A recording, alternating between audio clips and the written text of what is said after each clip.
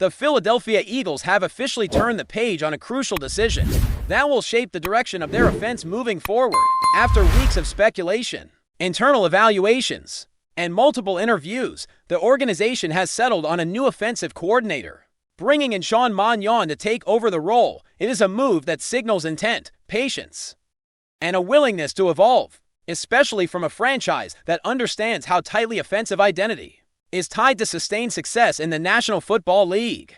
This hire did not come out of nowhere. Magnon's name had been gaining traction behind the scenes, and the Eagles clearly saw something during the interview process that separated him from the rest of the field. He comes to Philadelphia after working closely with quarterbacks in Green Bay, and while his resume may not scream experience at first glance, it tells a deeper story of preparation, exposure to elite offensive systems, and a modern understanding of how the game is played today. The Eagles did not rush this process, and that alone speaks volumes about how seriously they approached the decision. One of the most intriguing aspects of this move is what it says about the mindset of the head coach.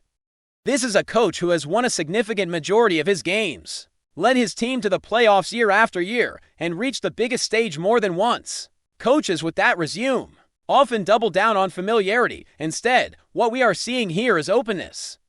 There is a clear indication that the Eagles are not married to stagnation and are actively seeking growth, even if that means embracing new voices and fresh perspectives on offense. Mannion arrives with over a decade of experience in the league as a player, most of it spent in quarterback rooms alongside some of the brightest offensive minds in football. Those years matter, being in those meetings, absorbing how elite coaches design offenses, attack defenses, and adapt week to week creates a foundation that cannot be taught overnight. While his coaching career is still in its early stages, his football education runs deep.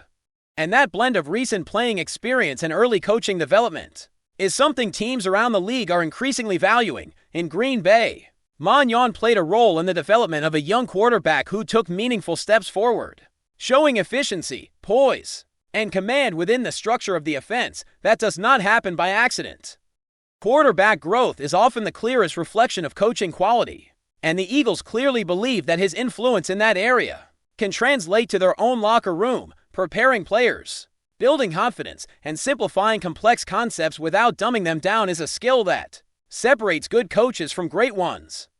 There is also an undeniable sense that the Eagles are betting on trajectory rather than comfort. Mannion is young, energetic, and viewed by many around the league as a rising coach rather than a finished product. That comes with risk, and the organization is not pretending otherwise, coordinating an offense filled with established veterans, all-pro level talent, and championship expectations is a different challenge than developing players in a quieter market. Philadelphia is demanding, relentless, and unforgiving when results do not show up on Sundays. At the same time, the upside is obvious. Coaches who are closer to the modern evolution of offensive football often bring creativity, adaptability, and a sharper feel for how defenses are countering traditional concepts. The Eagles' offense, at times in recent seasons, has leaned heavily on predictability. Defenses adjusted, tendencies were exposed, and the rhythm that once defined the unit began to fade. This hire suggests a desire to move away from that, to reintroduce complexity and variation without losing physicality. Magnon's background includes exposure to multiple offensive philosophies that dominate today's league: wide zone principles, play-action layering, motion to identify coverage, and route combinations designed to create easy throwing windows are all staples of the systems he has been around. The Eagles have the personnel to thrive in that kind of environment, but it requires a coordinator willing to challenge assumptions and push both players and coaches outside of their comfort zones. There will be immediate pressure. Expectations in Philadelphia are never modest, especially for a team that has lifted the Lombardi Trophy in the recent past. Anything less than a productive, efficient, and explosive offense will be scrutinized relentlessly. Every play call, every sequence, every decision will be magnified. For a first-time offensive coordinator, that spotlight can either accelerate growth or expose weaknesses very quickly. Still, the organization's track record offers context. Time and again, the Eagles have identified coaches before the rest of the league fully caught on. They have trusted process, evaluation, and long-term vision over public perception. When they make a move like this, it is rarely impulsive. It is calculated, researched, and rooted in a belief that development does not stop with players, but extends just as much to the coaching staff. This is also a reflection of confidence in the roster itself. You do not hand an offense with championship-level talent to an inexperienced coordinator unless you believe the environment can support growth. Veteran leaders, strong position coaches, and a clear organizational structure can provide guardrails while still allowing creativity to flourish. The Eagles are betting that Magnon can step into that ecosystem and elevate it rather than be overwhelmed by it. As the offseason continues, the focus will naturally shift toward what this offense might look like under new leadership, how concepts will change, how players will be utilized, and how the uni will evolve from what it was into what it can become. Are questions that will dominate conversation. For now, what is clear is that the Eagles have made a bold choice, one rooted in belief, projection, and a desire to stay ahead of the curve rather than chase it. With that context in mind, the real discussion now turns to what this hire could mean on the field, not just philosophically but practically. The Eagles are not a rebuilding team searching for identity. They are a roster built to win immediately, and that reality raises the stakes for every offensive decision that will be made moving forward. The challenge for Sean Magnon will be finding the balance between implementing his own ideas and respecting what already works within this group, while still pushing the offense to a higher level of efficiency and creativity. One of the most important elements will be how the offense regains rhythm and flow. Over the past season, there were stretches where drives felt disjointed, where play sequencing lacked cohesion, and where defenses seemed one step ahead. That is often less about individual talent and more about structure, timing, and feel. The best defenses in the league are not just talented.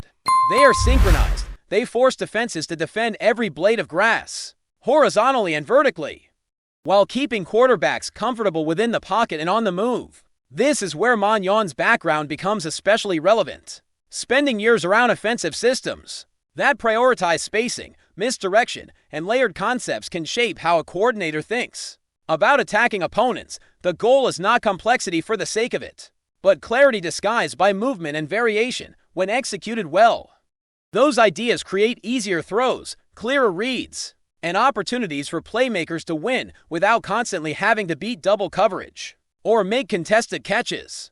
Quarterback development will sit at the center of everything. The Eagles' offense rises and falls with their signal caller, and the expectation will be that Magnon brings fresh ways to challenge him mentally and tactically. That does not mean overloading him with unnecessary changes, but rather expanding the menu, encouraging growth, and restoring an element of unpredictability.